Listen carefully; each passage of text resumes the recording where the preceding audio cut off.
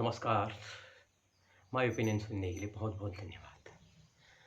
आज बड़ी एक चौंकाने वाली खबर आ रही है मेरठ से।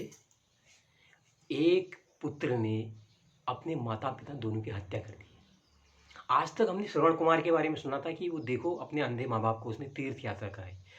उसी हमारी भारत भूमि पर अब हत्या होने लग गई। तो लड़की का नाम जो हत्या है उसका नाम बताया जा रहा है आर्यन। आर्यन उसका नाम है। अपने दोस्त आदित्य के साथ मिलकर उसने अपने अपने माता पिता की हत्या कर दी। क्योंकि इसका कारण भी बड़ा अजीब सा लग रहा है। बड़ी एक देखो वे रिश्तों के जो संबंध की जो समीकरण है उसके बारे में पता लग रहा है हमें कि वो लड़का देखता है वो गुरुग्राम में कहीं नौकरी करता है। उसके घर में शास्त्री नगर जो मेरठ में इलाका शास्त्री नगर वहाँ उसके माता पिता उसके दादा दादी रहते हैं। तो उसने क्या देखा उसके जो पिता हैं शराब पीने की उनकी आदत होती होगी या हर छोटी मोटी बात पर अपनी पत्नी से वो लड़ाई उनकी माँ से लड़ाई कर दिया करते थे, झगड़ा कर दिया करते थे। तो वो देखता था प्रायः पिता जो हैं उसकी माँ को पीट रहे हैं। और कभी हो सकता है माएँ भी इमोशनल होती हैं अपने कहती हैं कि माँ क्या बात तुम्हारी तबीयत ख़राब क्यों है, क्या बात है? वो कह देते होंगे नहीं कल तेरे पापा से झगड़ा, पापा ने मेरे को मार दिया, कुछ ये बातें होंगी। तो ये मैसेज जो होते हैं ना धीरे-धीरे बच्चों के दिमाग में सबकॉन्शियस माइंड में जाते रहते हैं। इसी के कारण उसके मन में, आर्यन के मन में अपने पिता के प्रति नफ़रत पनप गई। जब उसने हो सकता है फ़ोन हो नहीं गया होगा माँ का, तो उसने फ़ैसला क्या किया पिता को मार देना है। कम से कम मेरी माँ ठीक ढंग से तो रही। तो ये प्लान बनाने के लिए वो आया, अपने दोस्त आर्यन के साथ वो आया।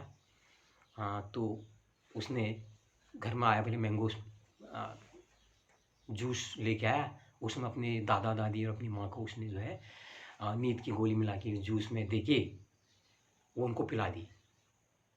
तो वो लिहाजा नींद में चले गए। और पिता के उसमें इसलिए जानबूझ के नहीं मिलाई थी कि वो गेट खोलने के बाद में गए तो 11:40 पे दोबारा आए दोनों गेट पे। बोले कि मेरा दोस्त भी साथ में है और हम लोग साथ ही जाएंगे। और दोस्त जो उनका आदित्य है आर्यन का, पता लगा उसने जो प्रमोद जी हैं उसके पिता उनके पैर भी छुए, प्रमोद कर्णवाल उनके पैर भी छुए। तो किसी को कोई शक शुबा नहीं हुआ। तो जो प्रमोद कर्णवाल हैं आर्यन के पिता, उन्होंने कहा बेटे सो जाओ, कल सुबह तुम्हें गुरुग्राम जाना है, सो जाओ। उन्होंने कहा ठीक है पापा हम सो जाते हैं। मतलब कहीं कुछ सामान्य एकदम कुछ भी नहीं लगा। तो उसके बाद उन्होंने जो है उन्होंने कहा ठीक है हम सो जाते हैं, आप अपने कमरे में सो जाइए। 1 घंटे बाद जब तो कंप्यूटर खेलते रहे उनको लगा वो पिता सो गए। दोनों कमरे में गए। आर्यन अपने दोस्त आदित्य को लेके गया और चाकू से अपने पिता का गला काट डाला। और संयोग से माँ की नींद टूट गई। माँ की जब नींद टूट गई, माँ बड़ी दहाड़े मार के अरे! इससे पहले कुछ कहती तो उसने कहा आदित्य अब हमें इनको ही मारना पड़ेगा। तो आर्यन ने अपने सबूत मिटाने के लिए अपनी माँ की भी हत्या कर दी। उसके बाद दोनों खून से सने हुए कपड़े उनने एक बैग में लपेटे, दूसरे कपड़े पहन के चुपचाप वहाँ निकल गए। और सवेरे 4 बजे उनका गुरुग्राम में जाने का भी प्लान था। अगले दिन जब सब कुछ खुला पता, जब पुलिस ने देखा सब कुछ हिसाब लगाया, धीरे-धीरे इनको पकड़ा, इनको भी शक लिया। बड़े अरे! तेरे घर में उसको इन्फॉर्म किया गया तेरे घर में ये हो गया। वो बड़ी एक्टिंग करने लग गया, ये है, किसने किया, कौन है, ये सब चलता रहा। लेकिन बाद-बाद में थोड़ा पुलिस भी कहीं न कहीं से जब गुनहगार को ढूँढना चाहती है तो ढूँढ ही लेती है। तो आर्यन पर शक हुआ धीरे-धीरे बढ़ते तो फिर आर्यन ने ये कबूल किया हाँ, कि माँ के साथ जो पिटाई करते थे मेरे मन में उसके वजह से पिता के मन में नफ़रत भर गई और नफ़रत में भर के ही मैंने ये सब गुनाह किया। ये सब उसने कबूल कर लिया। तो ये देखो ये वही भारत भूमि है जहाँ श्रवण कुमार अपने माता-पिता को अपने कंधे में लेके काँवड़ में तीर्थ यात्रा कराता है। और यहाँ ऐसे पुत्र भी हो रहे हैं। इसका कारण भी बहुत कुछ होगा। असल में हम लोग देख रहे हैं जितने हम लोग को जो हिंदू कहते हैं, जो नाम के हैं, प्रमोद है, आरण्य, आदित्य, रवि, चंद्र, नाम हम ऐसे-ऐसे रखते हैं। लेकिन हम लोग अपनी किताबों से, अपने धर्म की जहाँ पर प्रेम, सहानुभूति, सहिष्णुता सिखाई जाती है, वो हमने छोड़ दिया। हम फ़िल्मों से, हम सीरियल से प्रभावित होके हत्या करने में एकदम जुट जा रहे हैं। तो इस घटना से बहुत कुछ संदेश सबको जा रहा है। अपने बच्चों को अच्छी शिक्षा दो, उनको सहिष्णुता, प्रेम का पाठ पढ़ाओ। और अच्छी बात में एक चीज़ में मैसेज ये भी जा रहा है, जो घर में माता-पिता बच्चों के सामने लड़ाई करते हैं ना, कोशिश ये करें कि बच्चों के सामने वो सामान्य बने रहें, अपने ईगो पर नियंत्रण करें। सबसे बड़ी चीज़ है अहंकार।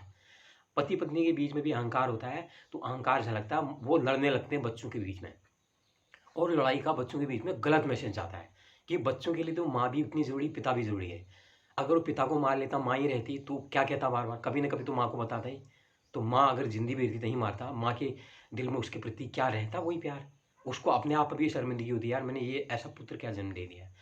तो हम लोगों को ये देखना है अपने रिश्ते नाते जो हैं वहाँ पर एक मर्यादा रखनी, जो मर्यादा हम कहते हैं डिग्निटी वर्ड हम जो लोग कहते हैं, तो वो डिग्निटी और मर्यादा रिश्तों की वो बिल्कुल हमको बनाए रखनी चाहिए। अगर वो मर्यादा नहीं रहेगी रिश्तों के बीच में ना, हम जिसको कहते हैं सो कॉल्ड आधुनिकता, इतने ओपन हो जा रहे हैं। पुत्र अपने पिता के सामने कुछ भी बात कर रहा है, बेटी अपनी माँ के सामने कुछ भी बात कर ले रही है, माँ भी स्वीकार कर रही बेटी को उलझुल कपड़े पहना रही है। नहीं, हमको उनको सिखाना है मर्यादा क्या होती है, क्योंकि यही चीज़ें तो आगे ट्रांसफर होनी है। तो मैं देख रहा हूँ जो हमारा जो कल्चर है, संस्कृति है, वो बच्चों को हम बिल्कुल नहीं दे रहे हैं। तो ये घटना से बच्चों को ज़रूर संदेश लेना चाहिए। उसने हत्या कर दी, अच्छा नहीं किया उसने, बिल्कुल भी किसी तरह से नहीं। लेकिन एक बच्चा किस तरह से अपराधी, ये अपराधी खुद का बना नहीं है। ये अगर देखा जाए, गौर किया जाए, तो इसको अपराधी उसके माँ-बाप ने बनाया। उसके माँ-बाप अगर लड़ाई नहीं करते, तो शायद ये क्राइम नहीं होता। मैं उम्मीद करता हूँ, आप भी इस घटना से कुछ न संदेश लेंगे और कुछ न कुछ मैसेज मिलेगा। अपने बच्चों को संस्कारित कीजिए, उनको धर्म की शिक्षा ज़रूर दीजिए, उनको गीता, उपनिषद, वेद जो हमारे इतने अमूल्य ग्रंथ हैं, जो मुक्ति का संदेश देते हैं, जो अहंकार से मुक्ति का संदेश देते हैं, जो मर्यादा का संदेश देते हैं, जो मर्यादा पुरुषोत्तम के बारे में बताते हैं, ऐसे ग्रंथों को उनको ज़रूर पढ़ाइए। ये मत सोचिए वो वैराग्य, आध्यात्म कोई गलत चीज़ नहीं है। आध्यात्म, ज़िंदगी में आध्यात्म अगर हो, तो गौतम ऋषि, पुराने ऋषि महाराज सब तो सब पारिवारिक हुआ करते थे। वो पूरी दुनिया में सब कुछ सामंजस्य क्या बैठाते थे। आध्यात्म हमको जीवन में सामंजस्य सिखाता है। तो ये ज़रूर सीखिए इस चीज़ को। बहुत बहुत धन्यवाद सुनने के लिए। नमस्कार।